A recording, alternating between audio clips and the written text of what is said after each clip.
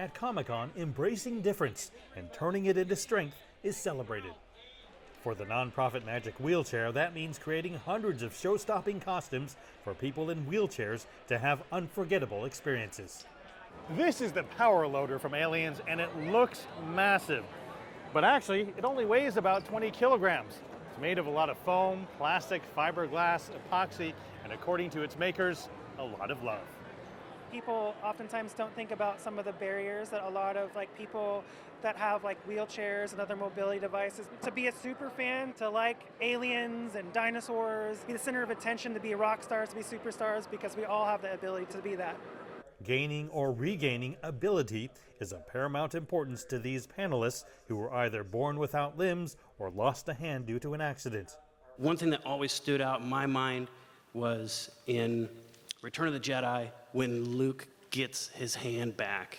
And I always thought that someday this would be possible and that maybe someday I'd be able to experience that. That's what our hands do when we turn them on, they calibrate. Demasi is using the Ability Hand, the first prosthetic hand to give users touch feedback through a vibration motor. We see bionic hands in video games and science fiction all the time, right? But no one really knows how they work in real life. So we wanted to kind of show everyone here that these are what bionic hands are in real life, and this is where we're going with all of this cool technology. When Akhtar was 7 years old, he met a child amputee of the same age and has never stopped wondering if he could make a difference.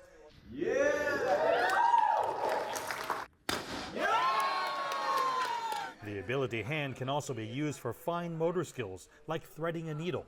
There we go. Oh, wow. Mandy Pursley uses her skills to create cosplay costumes, like the outfit she's wearing.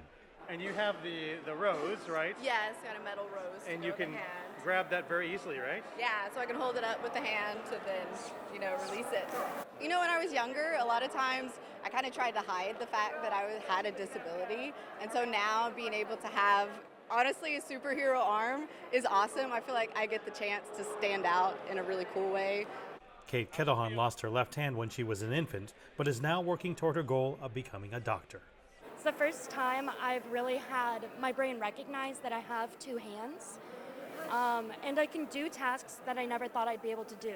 I work in a cell biology lab where I can actually function and do sterile technique. Wow, I am controlling it just like that, exactly. And this is the level of control that we want to be getting to in the next couple of years. Wow, I can't fool it.